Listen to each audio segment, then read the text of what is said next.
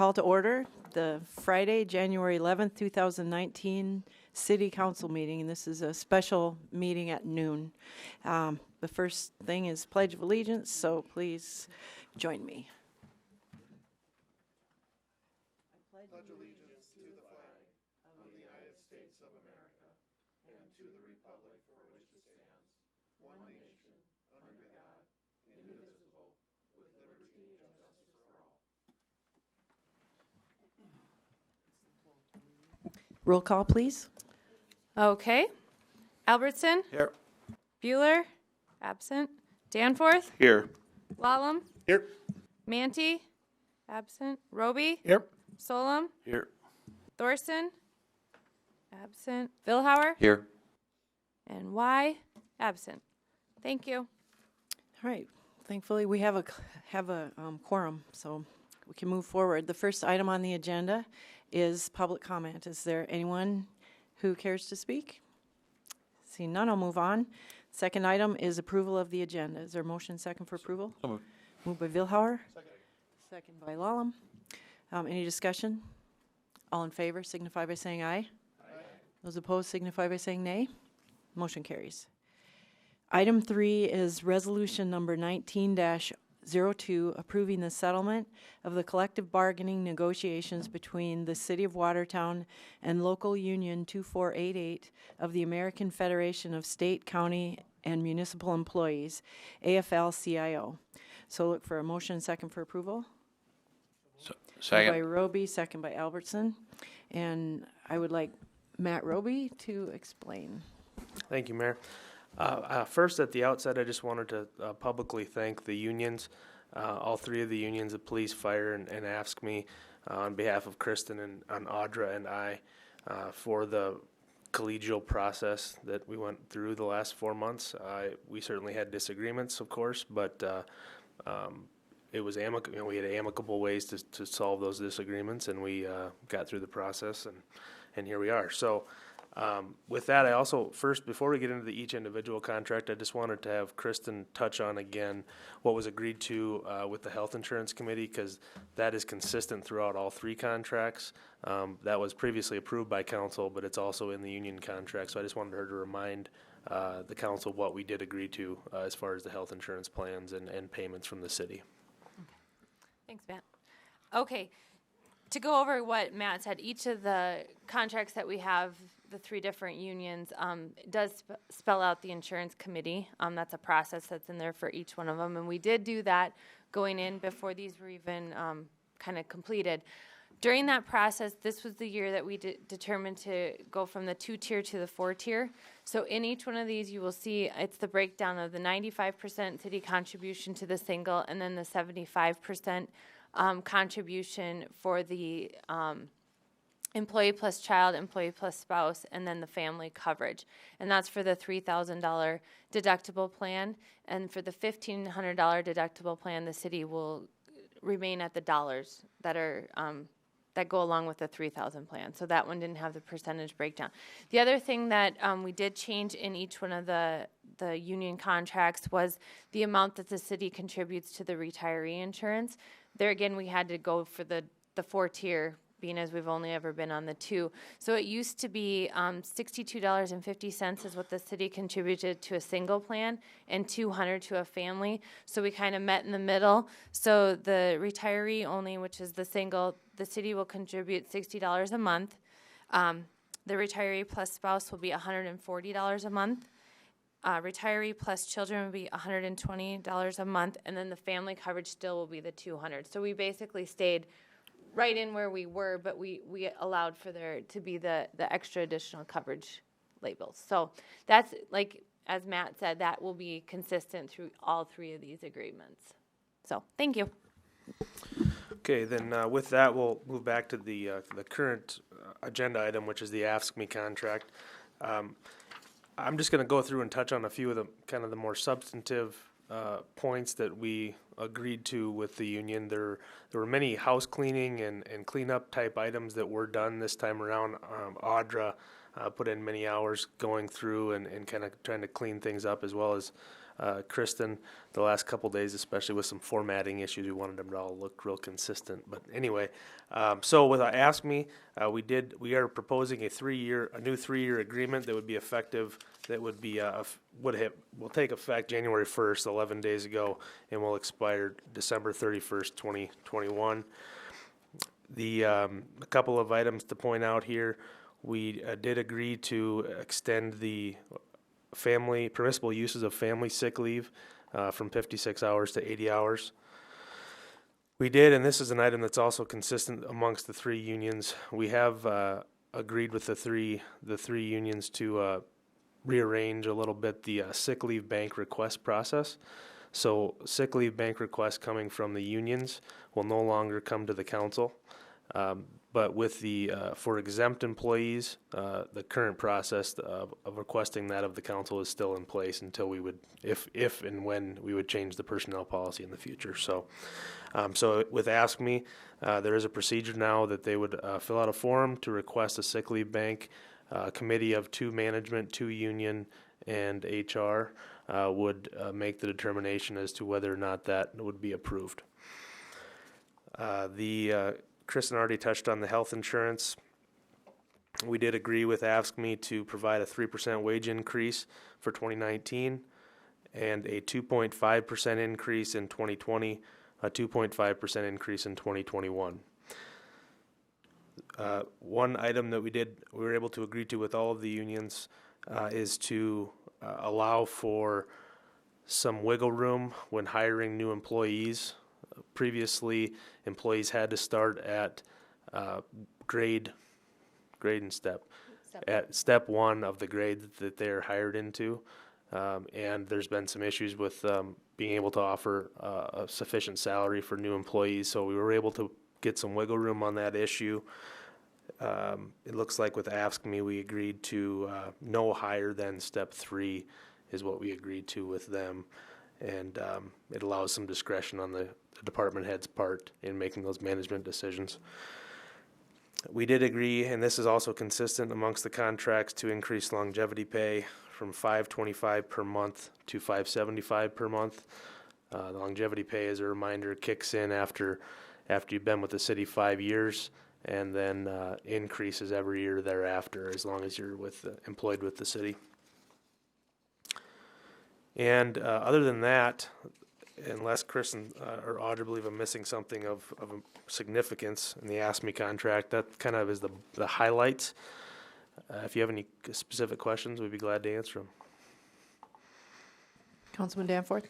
Yeah, Matt,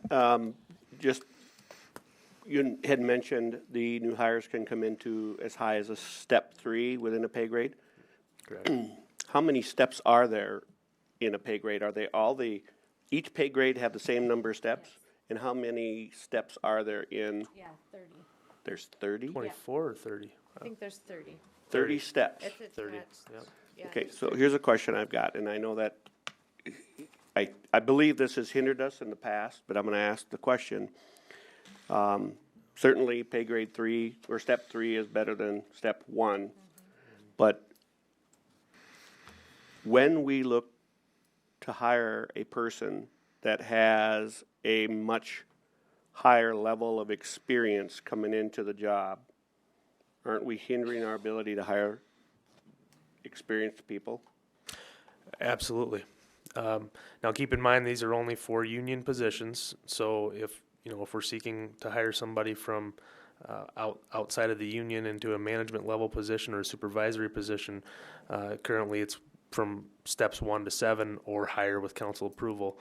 And so there's certainly more latitude, I guess. Longitude, latitude. At least we know where we're at. Yeah, right. In hiring outside the union, but we are limited with the union positions. Supervisors and professionals are mostly not in the union. They're exempt from the union Right, stuff. but we could get, and the 2 examples that I'll use is we could get a law enforcement person or a fire rescue person that may have a significant background and experience in their profession that would maybe want to come to work here that is And we- probably Right. worthy of a much higher step than where they're at. So we probably are not going to get those people. I mean, There is, so the step 3 limitation is specific to Ask Me. Fire and police are a little different, so there's a little bit more latitude with those. with those. But we did bring up that point, and some of the feedback we got, and specifically regarding those two, is that each community kind of has their own way of doing things, and so there was almost some thought that we'd rather have a fresh face than a 20-year veteran in some cases. But I think it's just something that in the future we have got to be cognizant of, because we know how hard it is to hire good people and get good people into our positions. So, okay, thank you. Any other questions, comments? See none, I'll look for action. All those in favor signify by saying aye. Aye. Those opposed signify by saying nay. Motion carries.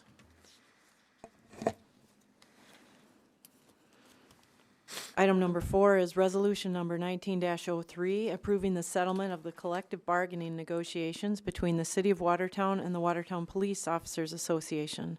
I'll look for a motion second for approval. Moved by Vilhauer, second by Lallam. And Matt, again, I'll let you please explain this to the council. Yep, thank you, Mayor. So again, I'll just hit on a couple of highlights here. Again, we would propose a 3-year contract with the police union to begin on the 1st of this year and expiring the 31st of 2021. They had similarly, we also agreed to with them, and we're proposing a sick leave bank revision where the police actually are a little bit different, where the union itself would actually be the ones to determine whether or not somebody would be eligible for a sick leave bank request, with department head and HR having to sign off on that decision as well. But they have more of that kind of that brotherhood mentality where they don't think they're going to give it out if somebody doesn't deserve it. And so we're comfortable with it as well as the negotiating team, giving them that autonomy to make those decisions. Again, the health insurance is in the contract, as Kristen discussed. As far as wages go, we agreed to a 3% increase for 2019. With the police, however, we agreed to reopen the contract for wage negotiations for the years of 2020 and 2021.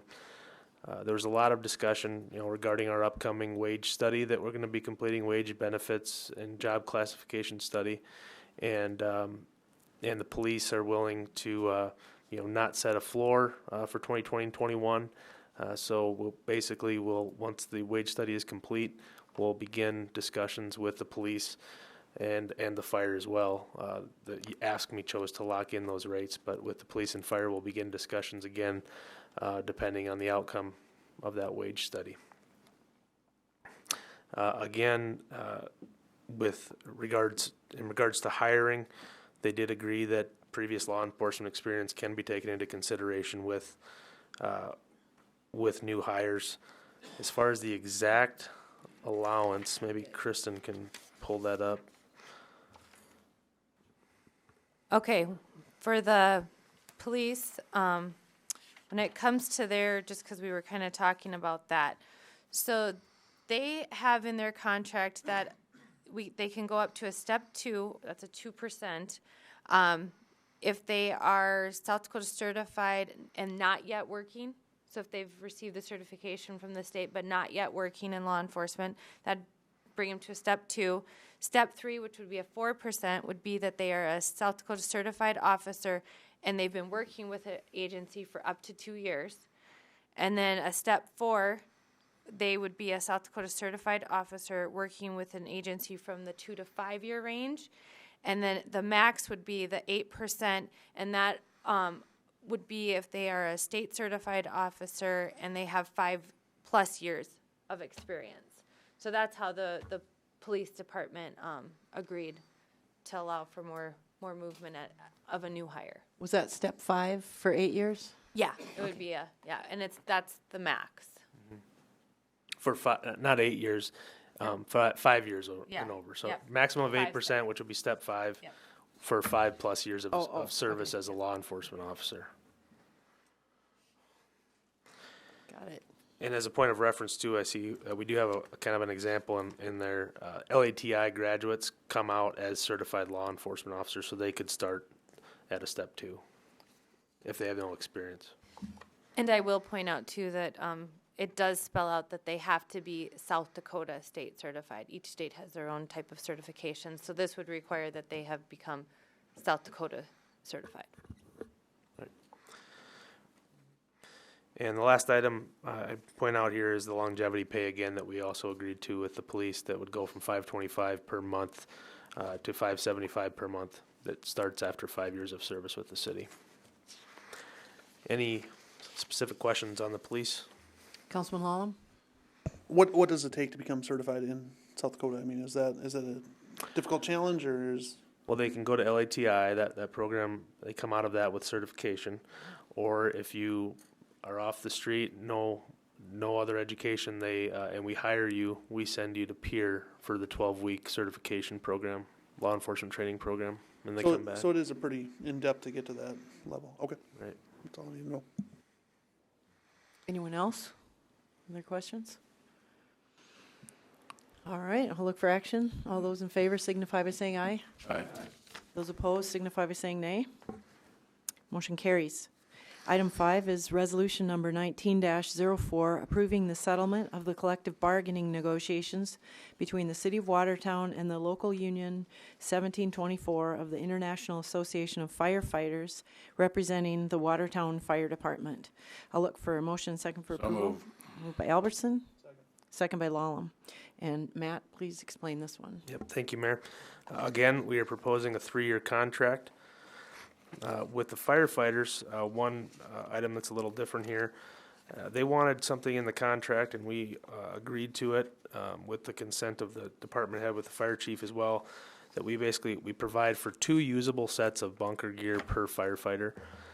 Bunker gear is what they use to go into the homes. It sounds like there's a couple firefighters occasionally that don't have 2 that fit them, and so they wanted to ensure that they always have 2 at the ready, because after a fire they have to clean them, and if there's a back-to-back fire, there's issues there. So it doesn't mean new. It doesn't mean that the fire chief will have to buy a bunch of new equipment. It just means that they have to be usable, and each firefighter has to have 2 usable sets of bunker gear. We also agreed to purchase and maintain particulate flash hoods for each firefighter and EMT along those same lines. Again, with the family sick leave, we increased that from 56 to 80 hours per year, or 24 to 120 hours for those working 24-hour shifts.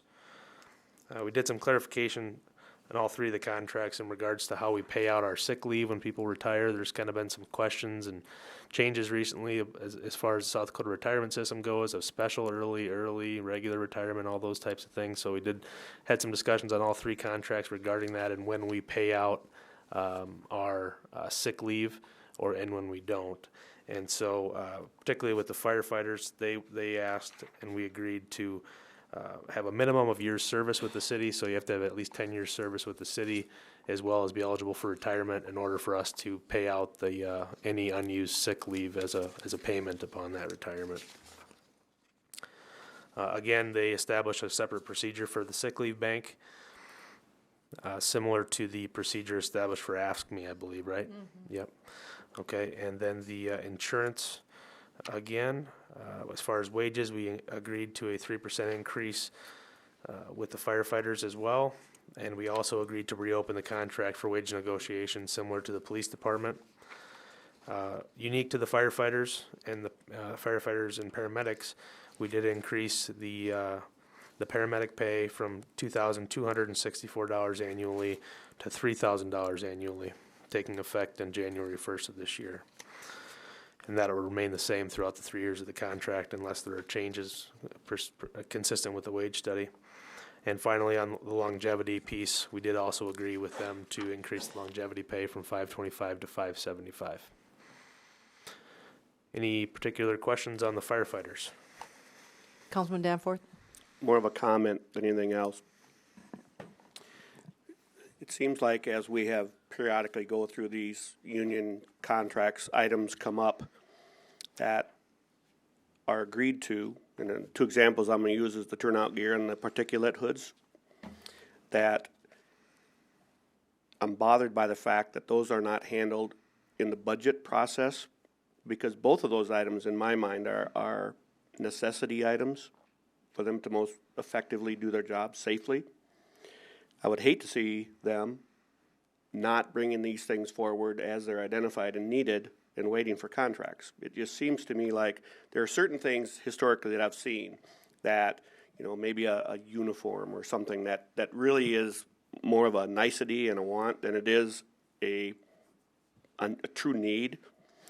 And I would hope that these things, as they're identified within their departments, that they're bringing them forward and they're working through the council and the mayor through the budget process and not through the negotiation of their union contracts. So just comments.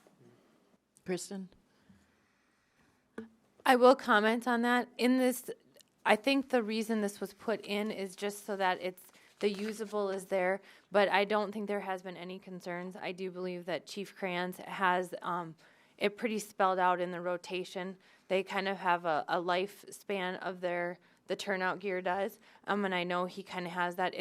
It's more if a new firefighter is starting. Those are all based off of size and stuff, so it's kind of to make sure that those guys have the gear they need based off of their body build and stuff. But I don't think the concern is that the current ones are not rotating through. I know I think each year Chief Crayons brings those forward in the budget to kind of rotate what is necessary out. So I think it was a little bit of just, I think they wanted it in there that it's the usable gear is available. So. If I may, Mayor, I would also comment that throughout all three of our discussions, or all our discussions with all three unions, it was repeatedly mentioned that we have the ability to form these labor management committees with all of them. And so if at some point during the terms of the contract there's just a disagreement about an interpretation of the contract or on something like these particulate flash hoods or the bunker gear, that could be something the labor management committee could hash out in the interim, and it could result in a memorandum of understanding until the next contract, and then we would solidify it in the next contract. Of course, there's also the grievance procedure, which we never want to get to, but all the contracts do allow for grievances to be filed as well. Thank you. Councilman Vilhauer? A couple of questions on all three, just in general, because we only go through this every 3 years. This is the last step. In other words, the unions have already ratified these agreements. Is that correct? In other words, we're the last step in the process now. Okay. And then also, we passed the 2019 budget several months ago. These numbers still fall in line with within the bounds of where the budget was that we passed several months ago? That's correct. Okay. And I also just want to extend a thank you to, the two of you and Audra, and to the union representatives as well, that I'm sure this is no real fun process at times, but appreciate the effort that everybody went through in this process. Yeah, I echo that. I know you spent a lot of time, and it's sometimes it's not fun. So thank you for that. All righty. Item number 6. Let's see. We need to vote on that one. Oh, how about a vote? All those in favor signify by saying aye. Aye. Those opposed signify by saying nay. Motion carries. Thank you all. Yes. Okay. Where are we? Item 6, resolution number 19-05, providing for the classification and salaries for certain City of Watertown employees and officers for the period commencing January 1, 2019. I'll look for a motion and second for approval. Moved by Lallam, second by Vilhauer. And Kristen, do you want to take this one or Matt? Okay. Thank you, Mayor. Resolution 1905, the one in before you, is for actually all of the exempt staff. So this is all the employees that do not fall under one of the 3 bargaining unions that we just discussed. So in this is what will establish the wages for those positions from January 1st to December 31st of this current year. These resolutions we actually do each year, so this is to cover 2019. All right, thank you. Any questions? Councilman Vilhauer? I just want to clarify, the the mayor and the council salaries did not change from 2018, is that correct? That is correct. This is the same as 2018. But everybody else at 3%? Everybody else received the 3%. Yep. Okay. Any other questions or comments? All those in favor signify by saying aye. Aye. Those opposed signify by saying nay. Motion carried. Item number 7 is resolution number 19-06, providing for the classification and salary guidelines of certain City of Watertown employees for the period commencing January 1st, 2019. I'll look for a motion for approval. So move. Moved by Albertson, second by Roby. Okay, Kristen? Thank you, Mayor. And this resolution is the one that actually does cover all the ones that we just discussed in the unions, but this would take effect if any new employees comes on and the current ones. It establishes their grades and then what they are receiving for the 2019 fiscal year. So, All right, any questions or comments? All those in favor signify by saying aye. Aye. Those opposed signify by saying nay. Motion carries. Item number 8 is old business. Is there any old business? Councilman Danforth? Yeah, it's really a question probably for Kristen, but Kristen, did we allocate funds in the 2019 budget for the salary study? yes, We it's in did. there. And Yep, how are we going to go about the process. getting that going? That's going to be a long process, So- probably more so once the information's received and to determine how it's implemented over time, probably. Yep. So what are we thinking in regards to kicking that off, determining who's going to do the study, Yep. and setting out the plan for that? I can tell you a little bit of how I have it kind of in my head is Audra and I will be working this month to get the RFP ready to go. And our hope is that by the end of January, we have our RFP ready to be sent out, and then we'll get the proposals back sometime in February. And at that point, we'll kind of form a committee. There'll be some management, some other people involved in determining what company we will be going with. And then based off of what company we choose, the timeline, we've kind of been under the impression and heard from other communities, it's a kind of a, I would say, 2 to 3 month process. Is that about right, Audra? So about a 2 to 3 month process from the time that they actually start and get through everything until they give the results. And then based off of when we get the results, then of course that's when we'll all have to be putting our heads together to see what we need to do at that time. So that's kind of the process just to get us through picking the RFP, the company, I guess, from their proposals and then starting the process. So we're looking probably about mid-year before Yep. we get enough detail to start working with as a council. My hope would be that I would say by May, we have a pretty good understanding of where we're sitting. And then I think that's kind of nice because we then start our budgeting process too about the June, July. So my hope is that we can have our numbers by May, and then we can really, really look everything over as we're going into the budget. All right, thank you. Any other old business? Is there any new business? All right, well, we do have reason to go into an executive session, so we'll do that in order to discuss and consult with legal counsel on contractual matters, and we do not expect to take any action when coming out. So I'll look for a motion and second to go into executive session. Moved by Vilhauer, second by Solom. Any discussion? All those in favor signify by saying aye. Those opposed signify by saying nay. Motion carries.